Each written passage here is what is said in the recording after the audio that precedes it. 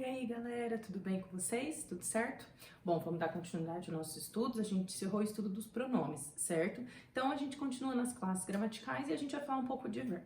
Deixando bem claro que nesse momento a gente não vai aprofundar-se em verbo ainda. A gente vai ter uma aula específica só para verbo, para correlação temporal, para falar bem mais a fundo sobre ele, tá? Nesse momento é só digamos que assim, uma pincelada em verbos, só, tá? Pra gente começar, principalmente porque também é o que o seu material traz. Tá? Então, assim, vamos pincelar no verbo agora. Depois a gente vai ter um capítulo sozinho para falar de verbo. Só que aí esse capítulo ele vem mais à frente, depois a gente dá um pouco de sintaxe, de entender um pouco de transitividade, a gente volta a falar um pouco dessas relações de verbo, do modo, tempo, como que se dão essas relações, ok? Então, começando aqui hoje a falar de verbos, tá?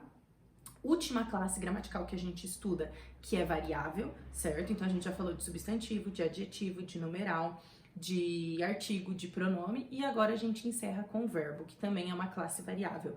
É a classe gramatical mais variável, mais flexível da língua portuguesa, tá? Porque a gente vai ver que ele tem mais variações que os nomes e aos termos, as palavras que se referem aos nomes, que são substantivos. Então, o verbo, basicamente, uma definição até um pouco rasa, mas a gente vai gostar dela e a gente vai continuar com ela. Os verbos denotam ações, estados ou fenômenos da natureza. Eu ainda costumo dizer que os verbos denotam ações e estados, tá? Porque fenômeno da natureza também é uma ação, né? Os fenômenos da natureza são ações naturais. Então, ao invés de ficar separando ações e ações naturais, a gente põe tudo no mesmo, né? Eu preciso saber que os verbos indicam ações, que podem ser naturais ou não, e indicam, né, os estados. E deixando bem claro que não é só estado, pode ser uma mudança de estado, né? Pode ser a permanência no estado, pode ser a característica, né? Às vezes eu só quero indicar uma característica, eu não quero necessariamente indicar um estado, né? Emocional, o que for. Então, os verbos se ampliam nessas relações, né? Eles indicam sentimentos, né? Você sente também, então esses verbos também vão trazer essas relações. Até aqui tranquilo. Esses verbos que a gente estuda, eles se flexionam, certo? Então lembre-se que o substantivo, adjetivo, artigo, numeral e pronome se flexionavam em gênero, número e grau. Os verbos vão se flexionar em o quê? Modo, tempo, pessoa e número e voz. Alguns materiais juntam esses dois em um só, tá? Falam só pessoa porque o número aparece dentro da pessoa. Outros separam. Isso não vai mudar a sua vida, não é assim que prova nenhuma vai cobrar, tá? Então fica tranquilo, pode separar ou pode ser não separado. Você vai ver que aqui na nossa aula, apesar de eu ter separado aqui, quando eu for explicar eu vou juntar os dois porque faz mais sentido, ok? Então isso daqui é uma noção básica, ok? E aí a gente começa falando então dos modos verbais, né? Essas flexões dos verbos. Os verbos se flexionam, né, em modo. O que é esse modo? A circunstância em que o fato verbal aconteceu, né? Então, que circunstância que foi essa? É uma circunstância que indica uma certeza? É uma circunstância que indica uma hipótese, uma possibilidade? É uma circunstância que indica um pedido, uma ordem, uma sugestão? Então, é isso que a gente vai ter que pensar um pouquinho. Então, o primeiro modo que a gente tem na língua portuguesa é o modo indicativo. Como o próprio nome já diz, ele indica e ele vai indicar o quê? Uma expressão, né, uma ação, um fato verbal que é certo, tá? É um fato certo, é uma certeza. Aquilo aconteceu, pode ser passado, aquilo acontece, pode ser presente, e aquilo vai acontecer ou acontecerá, pode ser futuro. Mas ele indica uma certeza, né? Eu costumo brincar aqui com algumas propagandas, e quando você tem a propaganda do McDonald's, que eles, acho que era uma propaganda que fala assim, amo muito tudo isso, né? Amo é um verbo no presente, eu amo, certo? Por mais que você possa não gostar de McDonald's, e tem muita gente que não gosta, quando você lê a propaganda, quando o slogan da propaganda é amo muito tudo isso, ele tá indicando pra gente que é um fato certo. Não interessa se você não gosta, não. Amo muito tudo isso. E é interessante que até quando você lê, né, você lê a propaganda, é você que passa a amar, não é a propaganda que tá, né? Então, ele observe que ele não tá te dando uma ordem, ele tá afirmando, ele tá te dando um fato certo, né? Amo muito tudo isso. Eu amo, você ama, mas quem tá lendo, né? A primeira pessoa ali. Então, nessa propaganda, o verbo me dá uma certeza, ele me dá um fato certo, por mais que eu não goste, tá? Só para vocês entenderem. E é interessante isso porque a gente sabe que a maioria das propagandas utiliza verbo no imperativo, que a gente já vai falar desse modo aqui. E não é uma regra. Muitas propagandas usam verbos em outros modos, tá? Então, indicativo expressa certeza. Eu faço, eu saí ontem, mentira, eu não saí, não pode ser. Eu saí ontem, eu almocei mais tarde, né? Eu escreverei para você amanhã, então vou escrever ou escreverei, né? Irei escrever, tem várias formas de futuro aí, mas são fatos certos, ok? Temos o subjuntivo. Se aqui eu tenho a certeza no indicativo, no subjuntivo eu tenho a hipótese, a dúvida, a possibilidade, né? Então, quando eu falo assim, espero, né, que tudo dê certo nessa quarentena. Então, eu espero que tudo dê certo. Não é uma certeza que vai dar. A gente espera, a gente torce, né? Então, que tudo dê certo. O verbo dar aí tá no subjuntivo presente, né? Quando terminar a quarentena, eu sairei, né, para comemorar, né? Então, eu sairei. É certo que eu vou sair? Não sei ainda, né? Eu tô projetando uma possibilidade, uma hipótese, mas eu não tenho uma afirmação para isso, né? Essa ideia de possível. Se vocês se lembram da propaganda da Pepsi, mas já faz um tempo, tá? Que eles falavam assim, pode ser bom, pode ser melhor, pode ser Pepsi. Essa ideia de possibilidade, né? Então, quando, por exemplo, você fala assim, espero que Pepsi seja melhor que Coca-Cola. Então, esse seja tá indicando uma possibilidade, você não tem certeza se é. Por isso que o subjuntivo traz essa ideia de possível. Pode ser no passado, pode ser no presente ou pode ser no futuro também, tá? E por fim, o imperativo, né? O imperativo, ele é conhecido muito por isso daqui, expressar ordem, não tá errado. De modo geral, ele expressa ordem.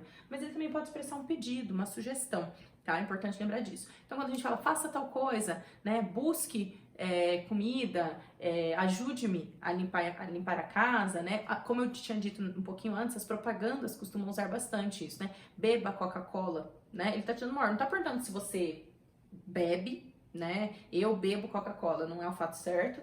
Você não tá indicando, se eu bebesse Coca-Cola, não é uma hipótese, ele tá dando uma ordem, beba Coca-Cola, né? Compre batom, não sei se vocês lembram dessa propaganda, enfim, inúmeras propagandas vão lidar com o verbo no imperativo. Só que é importante entender que o verbo no imperativo não é só uma ordem, ele pode expressar um pedido ou uma sugestão, né? Se alguém chega pra mim e fala assim, professor, eu vou mal nesse conteúdo, o que eu posso fazer pra melhorar? Aí eu digo pra vocês, olha, resolva, né, pra você, resolva mais exercícios. Eu não tô te dando uma ordem, mas eu tô usando o verbo no imperativo, eu tô te dando uma sugestão, né? Ou quando você olha pra alguém e fala assim, faça um bolo de cenoura com cobertura de chocolate hoje, né? Ó, que delícia, certo? Você não tá dando uma ordem, você tá fazendo um pedido, mas você está usando o verbo no imperativo, tá? Porque depois a gente vai ver com calma como que é o final do verbo no imperativo. Então, nós temos 3 modos, indicativo, subjuntivo e imperativo, tranquilo? Depois a gente vai aprofundar na conjugação com eles. E, além dos modos verbais, eu tenho os tempos verbais, é o momento expresso pelo verbo, tá? Basicamente, gente, eu tenho 3 tempos. O presente, o que é o presente? É uma ação concomitante com o momento da ação, né? Então, por exemplo, eu estou promovendo a ação e o texto que eu vou produzir falado ou escrito também está no presente. Então, concomitante ao mesmo tempo, né? Então, por exemplo, estudo português, né? Todos os dias, certo? Tanto o momento da ação quanto o momento da fala, né, desse texto que eu estou produzindo, estão no presente, certo? Estudo, faço, eu costumo brincar que a gente usa muito o verbo no presente quando a gente aprende outra língua. Você tá aprendendo inglês, espanhol, francês, alemão, sei lá que outra língua que você vai aprender. E geralmente quando a gente aprende outra língua, o primeiro tempo verbal que a gente aprende é o presente, né? E aí o professor, às vezes, ou a professora pede pra gente produzir alguns textos, pra nós produzirmos textos, falando da nossa rotina, é o tempo presente, né? Acordo todo dia, tal horário, tomo café da manhã, né? Vou para a escola ou saio para a escola tal horário, estudo até meio-dia, sei lá, e 15, né? Retorno para casa, são o tempo presente, né? Então a gente usa bastante para falar de rotina, por exemplo. O passado, também chamado no português a gente sabe que é o pretérito, tá? É uma ação anterior ao momento da enunciação, né? Então agora eu tô aqui no presente falando com vocês, mas eu vou relatar algo que já foi, né? Então, por exemplo, almocei macarronada ontem, né? Nem preciso falar o ontem. Almocei macarronada. Já foi, certo? Eu tô falando com você agora, minha fala é no presente, mas o enunciado, a frase que eu tô falando é no passado. Então não bate com o presente, não bate com a enunciação, né? Com a ação do momento. E aí sim, depois a gente vai falar que existe pretérito perfeito, imperfeito, mais perfeito. Depois a gente vai estudar isso, tá? Fiquem tranquilos. E por fim, o futuro. Verbo no futuro projeta uma ação para o futuro, então ação posterior ao momento da enunciação. Então eu estou falando com vocês agora e vou jogar uma ação para o futuro, né? Organizarei listas de exercícios em breve, né? Então eu não fiz ainda, eu estou falando agora, a enunciação é presente, mas o enunciado, que é o que eu estou produzindo, eu estou jogando para o futuro, certo? Então, é uma ação posterior. Sim, também vamos ver depois futuro do presente, futuro do pretérito, essas relações, tá? Agora é mais uma contextualização sobre verbos. Então, já falamos de modo, flexão de tempo, tá? A gente só não abriu os tempos verbais, que são, na verdade, pretérito perfeito, imperfeito, essas coisas de perfeito e imperfeito, é o aspecto do tempo, que depois a gente fala. Temos aí, então, pessoa e número gramatical. Já falei pra vocês que algumas gramáticas vão separar, outras vão colocar junto. Preferi colocar junto porque eu acho que faz mais sentido, né? Então, a gente tem a primeira pessoa dos verbos e essa primeira pessoa pode aparecer no singular e no plural, que isso é o número, né? Então, por isso que eu já pus as duas. Então, primeira pessoa do singular é eu, primeira pessoa do plural, nós. Vocês já sabem disso. Eu estudo, né? Nós estudamos. Estou usando presente indicativo. Cada tempo e modo verbal tem uma conjugação final.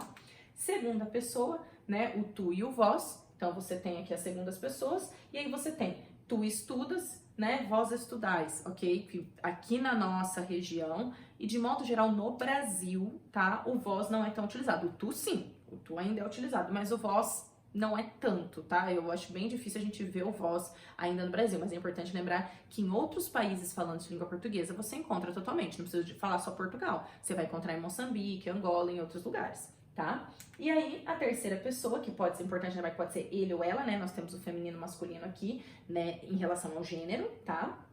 Singular, eles, elas, plural, beleza? Então, ele e ela estuda, eles, elas estudam, certo? Então, você vai ter essas relações. Então, pessoa gramatical, nós temos 3, primeira, segunda e terceira, e elas podem ter singular ou plural, que é o número, tá? Gente, isso daqui é bem basicão, é quando a gente começa a estudar verbos em qualquer outra língua, não só no português, mas no português também. E aí, pra gente poder aprender a conjugar verbos, sabe? Lembra na quinta série que tinha uma listinha de verbos, tinha que ficar conjugando? Você usa quem? Os pronomes da frente. Então, eu, tu, ele, ela, nós, vós, eles, elas. Primeira, segunda, terceira, do singular. Primeira, segunda e terceira, do plural, né? A primeira pessoa é quem fala. Então, eu é quem tá falando, nós é quem estamos falando. A segunda pessoa é com quem eu falo, a quem eu me dirijo, né? Então, eu estou falando com tu, né? Que aqui na nossa região agora, na nossa região mesmo, a gente fala você. Tem as regiões que vão usar o tu, tá? A gente já tem esses dois usos aí, né? Ou o vós, se for um plural, né? Que a gente usa o vocês aqui na nossa região. E a terceira pessoa é de quem eu falo. Então, eu tô conversando com alguém que é o meu tu e estou falando daquela pessoa. Então, a terceira pessoa é de quem eu falo. Ah, ele fez tal coisa, ela fez tal coisa. Mas eu não tô falando com esse ele e com esse ela. Eu tô falando com uma segunda pessoa contando o que essa terceira fez. Por isso que é de quem eu falo. Beleza? Tranquilo até aqui? E aí, pra gente ir encerrando essa breve passagem por verbos, a gente vai ter as vozes verbais, que também não vamos nos aprofundar aqui, tá? A gente vai falar melhor de vozes verbais na próxima, quando a gente entrar em sintaxe, por quê? Para eu entender vozes verbais, para quem se lembra um pouquinho, eu preciso dominar objeto direto, objeto indireto, eu preciso entender essas relações para dominar vozes verbais, tá? As vozes verbais indicam se o sujeito é agente ou paciente daquele fato verbal, daquela ação verbal, certo? E ele pode ser os dois, ok? Temos 3 vozes verbais. Nós temos a voz ativa, que é quando o sujeito pratica ação verbal. Estão entendendo que a gente se aprofunda nisso mais pra frente, né? Por quê? Porque eu preciso dominar o que é sujeito, o que é predicado, todas essas relações. Mas só passando brevemente. O governo implementou um novo projeto. Então, você tem o verbo, implementou, e aí você questiona quem implementou? O governo. Então, o governo é o nosso sujeito. Vocês entendem que esse sujeito que é o governo, ele pratica ação de implementar? É ele que pegou lá, fez o projeto e implementou. Tá? Então, por isso que eu falo que é voz ativa, o sujeito age, o sujeito é agente dessa ação. Já na voz passiva, o sujeito não é agente, o sujeito vai ser o paciente, ele é passivo aquilo, ele recebe aquilo, né? É interessante essa relação de paciente, por isso quando a gente vai ao médico, por exemplo, a gente é paciente, porque a gente está passivo às decisões e intervenções que ele pretende realizar, certo? Então, esse paciente. E aí, um novo projeto foi implementado pelo governo. Olha que interessante, o que foi implementado pelo governo? Um novo projeto. Então, o meu sujeito agora é um novo projeto, não é o governo, tá? Para quem se lembra um pouquinho, aqui antes do governo tem preposição, e o núcleo do sujeito não pode ser regido por uma preposição. Então, pelo governo não é sujeito, desculpa. Mas, quem é o meu sujeito? Um novo projeto. Só que o novo projeto, ele praticou ação de se implementar, ele foi lá, eu sou um projeto, vou me implementar? Não, nem existe isso, né? Alguém implementou. Então, ele foi implementado, ele sofreu ação, por isso que ele é um sujeito paciente. Só para lembrar rapidamente, a gente tem 2 tipos de voz passiva. Voz ativa só existe voz ativa com esse nome. Voz passiva existem dois tipos, a gente vai estudar isso mais a fundo, mais pra frente. Mas eu tenho a voz passiva analítica, certo? O que é a voz passiva analítica? Aquela que a gente tem todos os elementos que aparecem, né? O sujeito, a locução, o agente da passiva, a gente fala disso melhor. E a gente depois tem a voz passiva sintética, que é quando eu sintetizo. O que é sintetizar mesmo? Diminuir, resumir, né? Então aqui eu tirei, por exemplo, o governo, não quis ficar com ele e usei ainda uma palavrinha aqui, para quem vai se lembrar, é partícula passivadora, tá? Então implementou-se um novo projeto. Essa frase e essa frase, ambas estão na voz passiva. Em ambas, o sujeito é um novo projeto. A diferença é que uma é chamada de analítica, tá? A primeira que é voz passiva analítica e a segunda é voz passiva sintética. Como faz cada uma? Depois a gente vai estudar, não é o momento ainda, beleza? Quando a gente fala lá depois de passar de sujeito, predicado, adjunto adverbial, a gente vai falar de voz passiva para falar do agente da passiva. Tranquilo? E aí, por fim, a gente tem a voz reflexiva. Peraí, simples. Se a voz ativa eu pratico a ação, se a voz passiva eu recebo a ação, né? Eu não, o sujeito, tá? A voz reflexiva, ele pode fazer os dois, né? E aí eu também tenho dois tipos de voz reflexiva, por isso que eu dei dois exemplos, tá? A gente vai ter, olha, ele machucou-se na cozinha.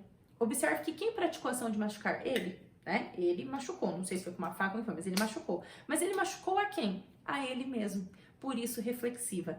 Essa daqui eu chamo de voz reflexiva. Reflexiva, sim, o nome é duplo, voz reflexiva, reflexiva, tá? Então, é quando a voz reflexiva, o sujeito pratica ação sobre ele mesmo, tá? Sobre si. Quando você se olha no espelho, o que você vê? O seu reflexo, é essa a ideia. Então, voz reflexiva, reflexiva. A de baixo, Ana e Pedro se amam, e podia estar escrito Ana e Pedro amam-se, tá? Colocação pronominal também a gente fala mais pra frente.